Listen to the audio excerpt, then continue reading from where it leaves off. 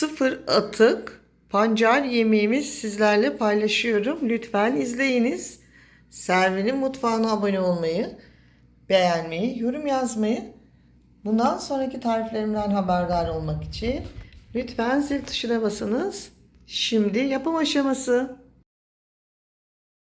Merhaba arkadaşlar. Servinin mutfağına hoş geldiniz. Bugün sizlere yemek yapıyorum. Sağlıklı yemek yapıyorum. Annem bizi bu yemekle büyüttü. Bu yemeği yaparken arkadaşlar yaprağını, şu sapını ve pancarımızın tümünü kullanacağız. Sıfır atık bir yemek yapıyorum. Öncelikle şöyle pancarımızı güzelce yıkadım. Daha sonra pancarlarımızı şöyle az bir suyla haşlayacağız.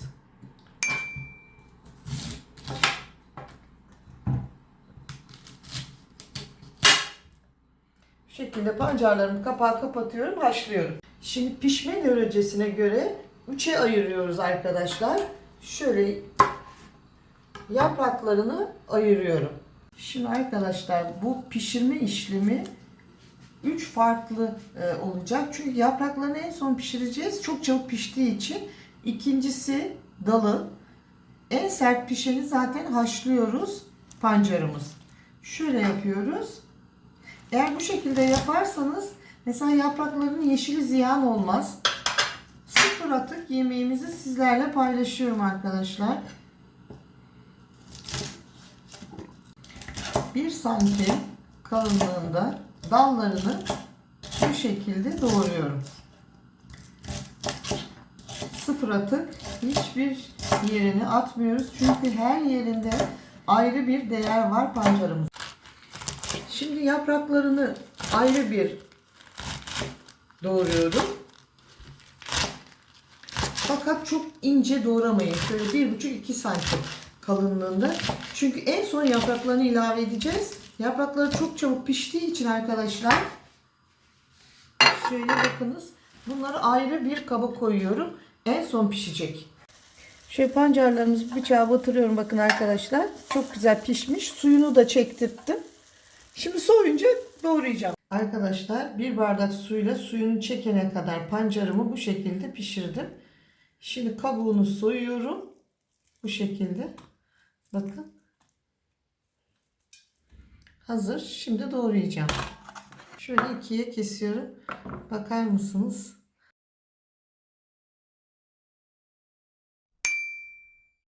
Sağlıklı, şifa.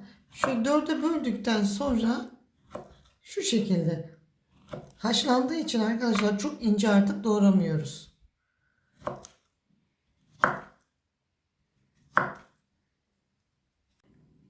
İki tane orta boy kuru soğanımı bu şekilde doğradım.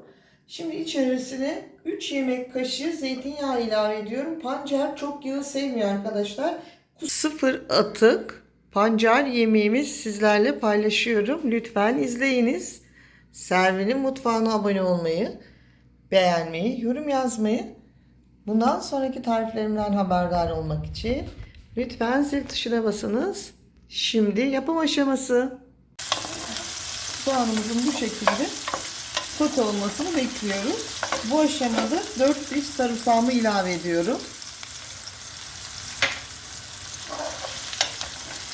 Şöyle 1 dakika sarımsakla birlikte sote yapıyorum. 1 tatlı kaşığı tuzumu ilave ediyorum. 1 çay kaşığı sumağımı ilave ediyorum. Sumak bu tarifte çok önemli arkadaşlar. Çünkü ekşiliği o bal gibi tatlı ya pancarımız. Onu kırıyor arkadaşlar. Mutlaka bunu size öneriyorum. Sumak kullanın. Ayrıca yine 1 çay kaşığı acı toz biberimi ilave ediyorum. Biraz da karabiber. Hepsini bir güzelce karıştırdıktan sonra artık pancar sapını bu aşamada veriyorum.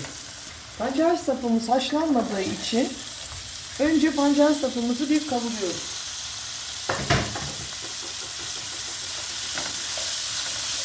Şöyle bir ocağın altını kısık ateşe aldım. Soğanla birlikte bir 5 dakika pancar sapımızı kavuruyoruz. Pancar sapım 1-3 dakika kavurdum. Şimdi pancarlarımı ilave ediyorum.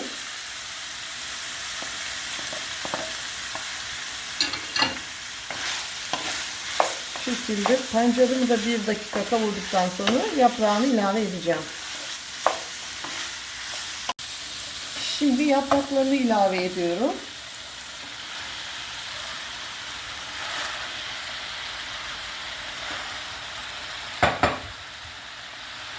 Şimdi karıştırmıyorum çünkü çok dolu tencere.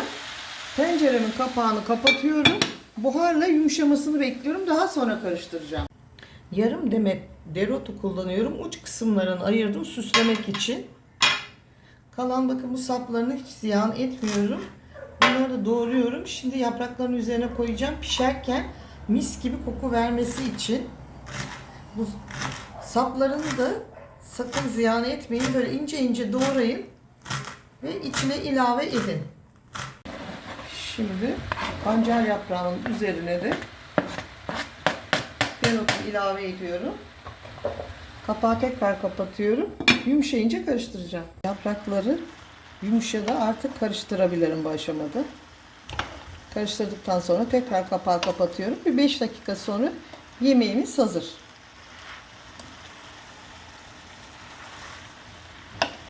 Pancarımızın tazesini alın arkadaşlar. Ispanaktan daha fazla bu pancar yaprağında değer var. Çocuklarınızı bu şekilde sağlıklı besleyin. Şimdi kapağı kapatıyorum.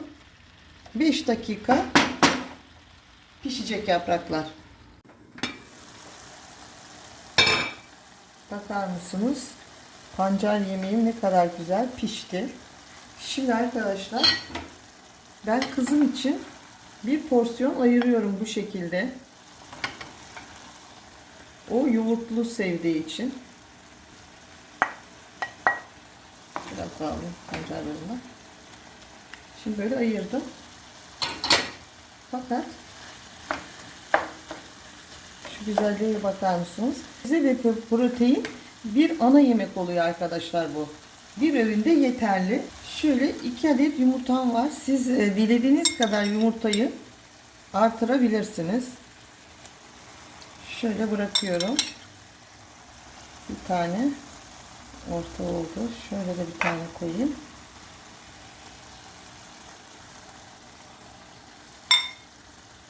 Şimdi kahve ocağına alıyorum. Kısık ateşte yumurtaların pişmesini bekliyorum. Orijinali arkadaşlar, ben görsel diye bunu şimdi yapmadım. Orijinalinde annem böyle tahta kaşıkla her yerine değecek şekilde yumurtayı karıştırır. Siz de öyle yapın, daha lezzetli olur. Şimdi yumurtalarımın pişmesini bekliyorum. Yoğurtlu olarak bu şekilde tüketebilirsiniz. Sarımsaklı yoğurt da tüketebilirsiniz. Ben bugün sarımsaksız yapıyorum. Şu şekilde. Evet, bu yoğurtlusu olan kızım yiyecek. Biz eşimle yumurtalısını seviyoruz.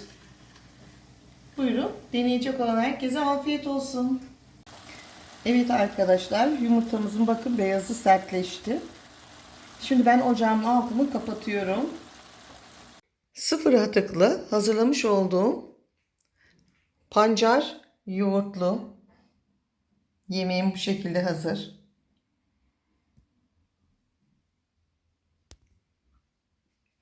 Yine ana yemek olarak geçen yumurtalı pancarım. Sağlık şifa olsun, sıfır karbonhidrat. Diyet yapanlar bu tarifimi gönül rahatlığıyla tüketebilir. Videomu izlediğiniz için çok teşekkür ederim. Eğer hala abone değilseniz lütfen Servini Mutfağı'na abone olmayı, beğenmeyi, yorum yazmayı, bundan sonraki tariflerimden haberdar olmak için lütfen zil tuşuna basınız. Hoşça kalın, sağlıklı kalın, mutlu kalın. Lütfen sağlıklı yemeğimi siz de deneyin. Sizin için ben tadım yapacağım. Şöyle alıyorum. Bakar mısınız şu güzelliğe? Şöyle biraz da pancarından koyayım. Şu manzaraya bir bakınız arkadaşlar. Süper bir tarif. Sebze ve protein tek başına bu yeterli arkadaşlar. Diyet yapanlar da yiyebilir. İçine karbonhidrat yok. Sizin için tadıyorum. Şöyle bakın, alıyorum lokum gibi. Pancarından biraz da şöyle yumurtasından akıtıyorum. Oh oh oh. Şöyle yapıyorum. Arkadaşlar bu tarifi mutlaka deneyin. Şu yaprağının güzelliğine bakın. Ay çok nefis. Süper.